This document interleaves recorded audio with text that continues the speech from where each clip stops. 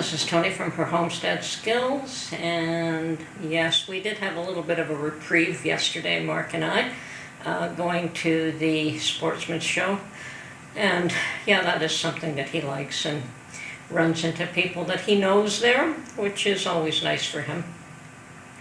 And this morning I have done all my chores. I've done my laundry, I've done cleaning up a little bit, and Mark's doing his thing for the day, and I've decided that I'm going to go to the flea market a little later after I post this video. I did quite the checkup on my pantry, and I don't know if you know that my pantry is all over my place. I mean, I have milk crates underneath the table. I have probably 1, 2, 3, 4, 5, 6, 7, 8, probably about 10 milk crates underneath the table, full of pint jars. Some are empty now, and some are full. I had probably 150 to 200 pints of tomato puree, which I do every fall, and I felt that that would probably be the best place to put those, so I can just shift them around when one batch is completed. I just shift the milk crates around and put a full batch in front, so for easy access. I also have a bin under that table that is full of beans. Now, I had purchased bulk beans and packaged them in less than, I think it was 3.75 pounds per package, and I have almost I have black beans, I have kidney beans, I have pinto beans, I have chickpeas, which are one of my favorites, and the little white beans, which we use probably more than any other. Mind you, I think we use kidney beans and the white beans and the chickpeas the most. Black beans, not so much. But I did buy bulk packages of each one, and as I said, I made them into, I vacuum sealed them into packets of less than 4 pounds each. And I did check on those today. We don't need an awful lot of beans. Those are my backup. And I mean, even though we don't eat a lot of beans, doesn't mean we can't. So those are my backup food supply, and that's why they're vacuum sealed, to try and keep them as fresh as possible in smaller quantities. And I checked on those, and yeah, all those bags are sealed nice and tight. And it's pretty full, bin full. And so that's one area where I have some foods. I have one main closet that is my go-to for all the incidentals that I may use on a regular basis.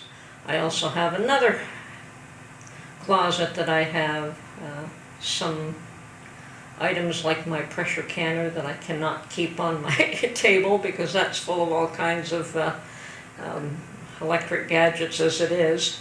So my pressure canner's there, and then I have 1-gallon jars of sugar and flour and, you know, some salt and pastas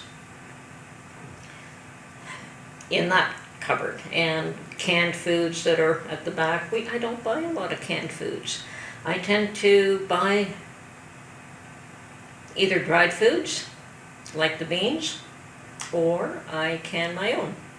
And yes, I do can a lot of my own vegetables every year, or freeze. I'm learning which ones work better canned and which ones don't. So anyway, I've done my review of what's in each cabinet, and oh my God, I have more. I have probably 1, 2, 3, 4 closets. One is totally a pantry, another one is partially a pantry, and the other 2 are every little nook and cranny that I could find to put a bucket or a bin is there. So, as well as everything under that table. So I probably am good, and plus a little freezer. We bought a little chest freezer 2 years ago too, because the one that we had with the combination fridge and freezer wasn't adequate to our needs, and we wanted to stock up some things in a freezer. So, as I said, I've done a checkup on my pantry, and I know why I am not doing a lot of canning lately. It's because I probably have a 3-year supply of, and yes, a lot of pasta, a lot of flour, a lot of tomato, a lot of beans, and a variety of other things. Pickled vegetables. I have, unfortunately, pickles in my fridge because I don't have a cool place to store them, so they're at the very back of the fridge. I probably have about 4 or 5 jars of, and I'm talking the large jars of pickles. So yes, I'm doing okay as far as my pantry is concerned, and I highly recommend that everyone checks their pantry. We're headed for a wild ride this year. We all knew this was coming, those of us that have been paying attention. We've had a few events, one on top of the other, just happened so recently that who knows what's going on anymore. It's so hard to keep up with, what with the banks collapsing, and Canada is affected. So yes, all Canadian bank stocks are down. There isn't a run on the banks that I'm aware of. It's been pretty quiet, but stocks are down, and I think that a lot of that is the fact that a lot of people don't pay attention to what's going on. I mean, when there was a run on toilet paper, it wasn't till the last minute that it happened, and that's when people just ran to the grocery stores and emptied the shelves, and I think by that time I had my pantry fully stocked. So people just are not paying attention, which may be a good thing in the end, that they're not creating a run on the banks. But that doesn't mean it's over. And yes, it's been an interesting week. And what with Putin being served with an arrest warrant, a warrant for his arrest. I mean, that was bound to happen sooner or later. These leaders are going to fall one by one.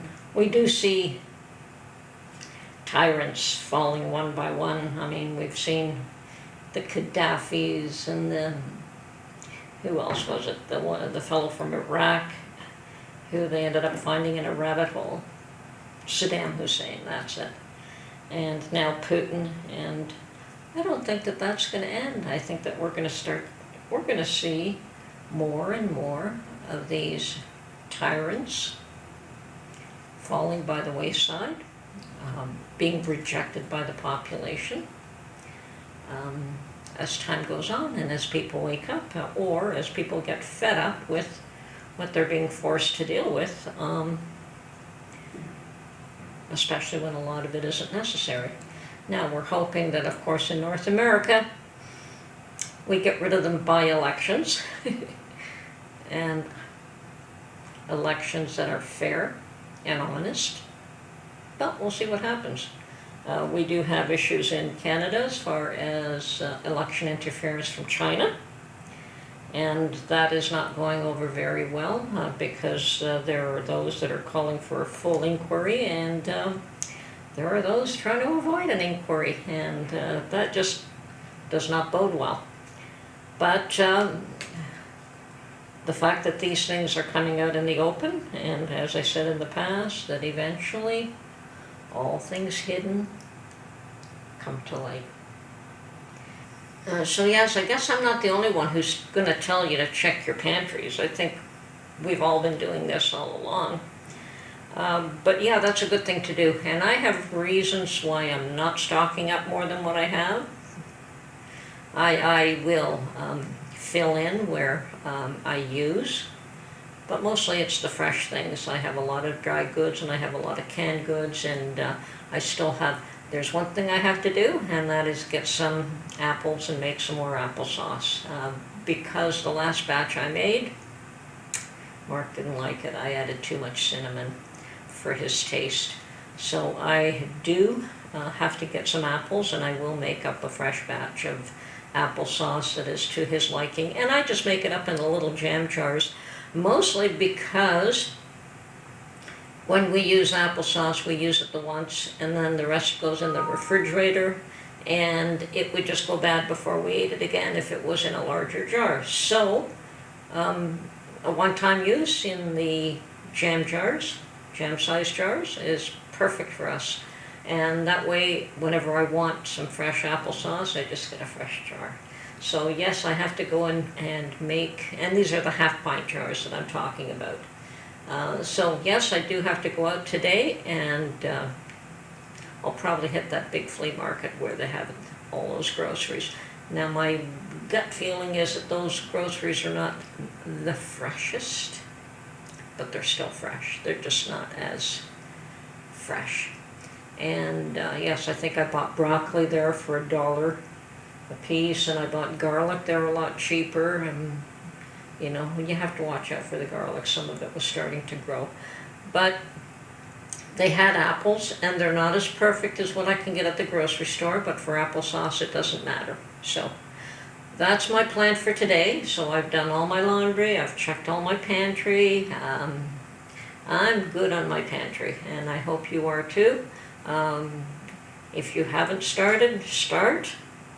There's always time. Up until the shelves are empty, there is always time to start a pantry. So don't fret that it's too late. It's never too late until it's too late.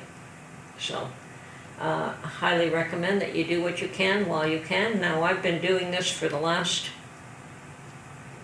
2-3 years where I've increased it, but I have kept a pantry probably for the last 20-30 years. Mostly things like tomatoes and peaches and pickles and a few things, not a lot of things.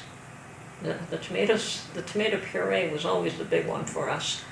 But because I'd always had the mindset to do it, and at one point about 10-15 years ago, I decided I wanted to can corn.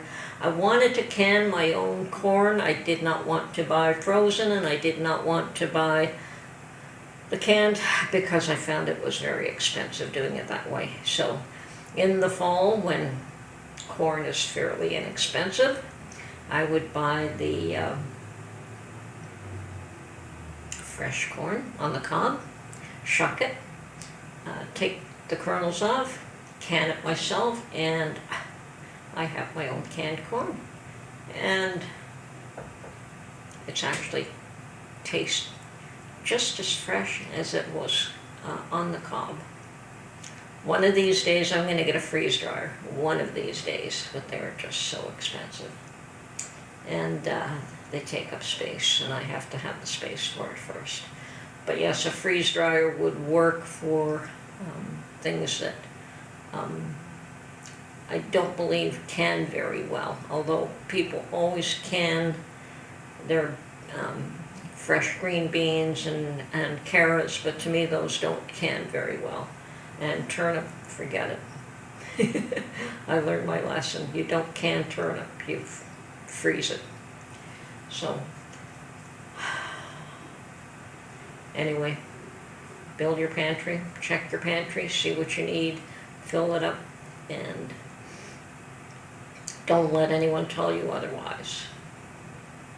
The powers that be are finally admitting that there is a recession ahead in the second quarter and the third quarter of 23, and things will probably not improve until 2024, and I don't know if they'll improve by then either. So I think that this is going to be the tough year. 2023 is definitely going to be the tough year for a lot of people.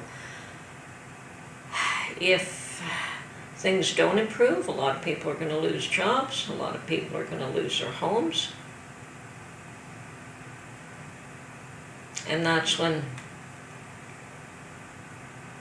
things will get really ugly. So make sure you have enough food on hand, folks. That's something we can all do, even if it's a little bit.